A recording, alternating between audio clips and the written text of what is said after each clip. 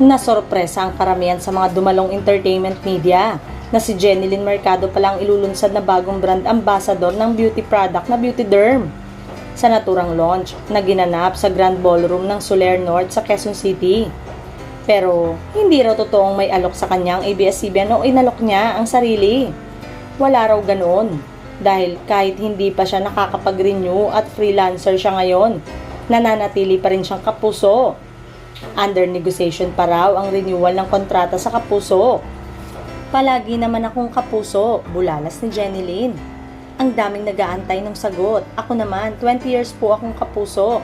And I'm very thankful na hanggang ngayon po, ang kapuso pa rin. Meron pa rin nagnenego-nego, pero mabilis na lang po yan. We're just waiting for the contract pero happy pa rin akong kapuso. Kung gusto pa rin nila ako, dagdag niyang pahayag sa tanong kung magkakaroon ba ng renewal sa kanyang mother studio. Paglilinaw pa ni Jenilyn, basta ganito, kung gusto pa rin nila akong kapuso, happy pa rin ako maging kapuso. Wala pong offer sa ibang network.